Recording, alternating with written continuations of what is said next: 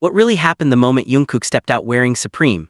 Was it just another casual airport look? Or was it the spark that reignited one of the most powerful fashion debates in the global industry? Does Supreme need Jungkook, or is Jungkook the one making Supreme go crazy? The question sounds dramatic, almost exaggerated, until you look at the numbers, the reactions, the cultural shockwave that followed. And then suddenly it doesn't feel exaggerated at all. The world has seen countless collaborations between luxury houses and global celebrities. We have witnessed iconic ambassadorships, multi-million-dollar campaigns, and limited edition collections that disappear in seconds. But when Jungkook of BTS appears in a simple Supreme hoodie, something entirely different happens. It doesn't feel like marketing, it feels organic, and that is precisely what makes it dangerous in the best possible way. Jungkook, the golden Maknae of BTS, has long been recognized as more than just a pop star. He is a global phenomenon whose influence stretches far beyond music. From luxury fashion houses to athletic brands, from sold-out perfumes to instantly trending accessories, the so-called Jungkook effect has become a documented industry reality. But Supreme was never just another brand waiting for validation. It was already a cultural titan. Founded in 1994 by James Jebbia, Supreme built its empire on rebellion, scarcity, and authenticity. The iconic red box logo became a symbol of underground cool long before social media hype machines existed. Supreme didn't beg for attention, it created it. Its weekly drops, deliberate scarcity, and refusal to over-commercialize made it untouchable. When it collaborated with Louis Vuitton in 2017, it cemented its position as the bridge between street and high luxury. Supreme didn't need celebrities to survive, or did it? Because the moment Jungkook wore Supreme publicly, something shifted.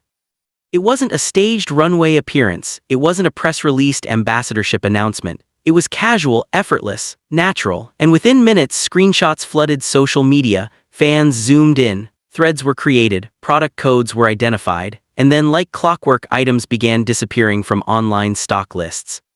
Was this coincidence, or was this proof that Jungkook doesn't just wear brands, he activates them? Supreme's identity has always thrived on exclusivity. It doesn't chase mainstream validation, it creates its own lane. But Jungkook exists in a different dimension of influence. He represents a generation that moves digitally, emotionally, and collectively. His fans do not passively admire, they act, they purchase, they trend, they amplify. And that's where the tension begins. Does Supreme benefit from Jungkook's global reach? Absolutely. But does Jungkook benefit from Supreme's rebellious aura? Also yes. The synergy is almost too perfect. Supreme offers edge, rawness, urban credibility. Jungkook brings global spotlight, emotional connection, and an unmatched purchasing ripple effect. Industry insiders began whispering, if Supreme were to officially align with Jungkook, would it compromise its underground DNA, or would it redefine what underground even means in 2026? Because here's the truth, streetwear has changed. The underground now trends on TikTok. The rebels now dominate global charts, and Jungkook stands at the intersection of authenticity and mass influence. Some critics argue that Supreme doesn't need a global ambassador. Its drop system already guarantees sellouts. Its resale market thrives independently. Its collaborations, whether with skate legends or powerhouse brands like Nike, already generate chaos, so why would it need Jungkook? But that argument overlooks something crucial. Supreme's power lies in scarcity. Jungkook's power lies in reach. When scarcity meets reach, the explosion is inevitable. The moment Jungkook was seen in Supreme, international fans who had never previously considered the brand began searching for it. In regions where Supreme stores are limited, resale platforms spiked. Discussion forums that once debated skate culture suddenly discussed Jungkook's styling choices. The demographic expanded, not diluted, expanded. This is where the real question becomes uncomfortable for traditionalists. Is Supreme's identity strong enough to absorb global pop influence without losing its core? History suggests yes. Supreme has survived decades by evolving carefully. It never abandons its roots, it layers new narratives on top of them. When it collaborated with Louis Vuitton, purists were skeptical, yet the collaboration became one of the most talked about fashion events of the decade. It didn't destroy Supreme's credibility, it amplified it. So imagine this, Jungkook, known for effortlessly blending masculinity, softness, athleticism, and vulnerability, standing as a symbol of modern street culture. Would that truly clash with Supreme's identity, or would it represent the natural evolution of streetwear in a globalized era? Because street culture is no longer confined to New York skate parks. It lives in Seoul studios, Tokyo intersections, London pop-ups. It's digital, it's hybrid, and Jungkook embodies that hybridity. Another layer to consider is timing. Jungkook's solo dominance has only intensified. His ability to command attention without even trying has become almost mythological among fans. When he posts, brands trend. When he appears at airports, outfits sell out. When he performs, the styling becomes reference material for months. Supreme thrives on moments. Jungkook creates moments effortlessly. But what if Supreme doesn't need him? What if this narrative is reversed? Perhaps Jungkook, despite his global status, benefits from Supreme's raw aesthetic. In an era where luxury ambassadorships dominate headlines, aligning with a brand that doesn't aggressively chase celebrity endorsements sends a different message. It says authenticity over contracts. It says personal choice over marketing obligation. And that subtle difference matters. Fans noticed that the Supreme pieces Jungkook wore didn't feel styled by committee. They felt personal, comfortable, real. That authenticity strengthens his image as someone who doesn't rely on luxury labels to validate his status. So the debate intensifies. Does Supreme need Jungkook, or does Jungkook amplify Supreme beyond its traditional boundaries? Perhaps the answer is both. The fashion industry operates on narratives. Stories sell, emotions convert. Jungkook's presence injects emotional resonance into everything he touches. Supreme's legacy injects credibility and cultural depth. Together, they form a narrative too powerful to ignore. But there's risk. If Supreme were to formalize this relationship, it would have to navigate carefully.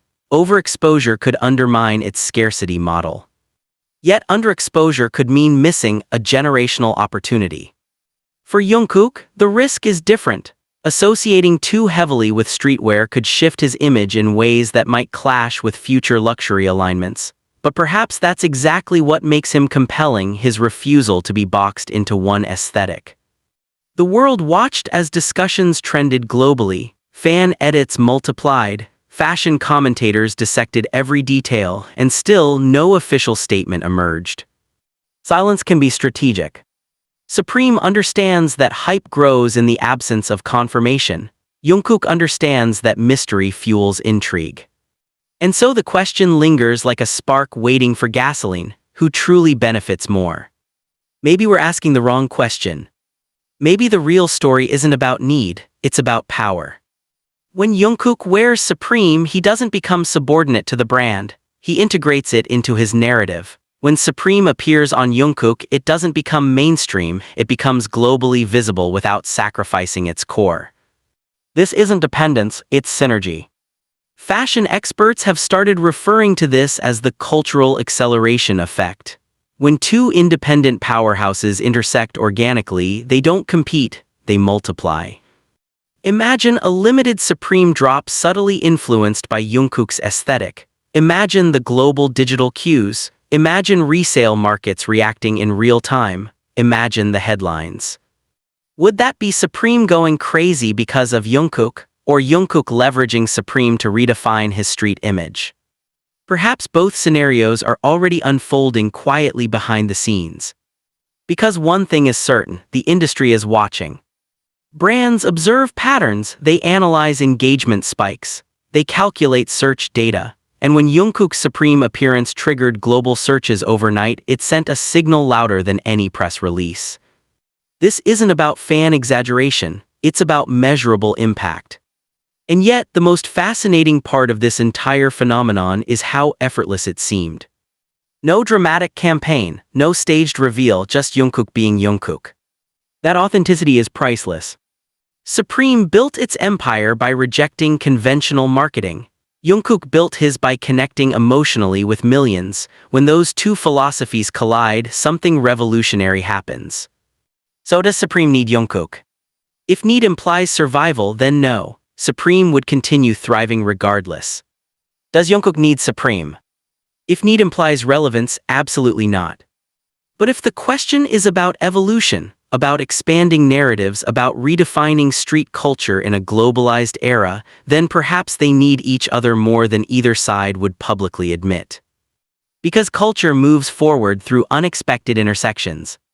And right now, the intersection of Jungkook and Supreme feels less like coincidence and more like destiny unfolding quietly in real time.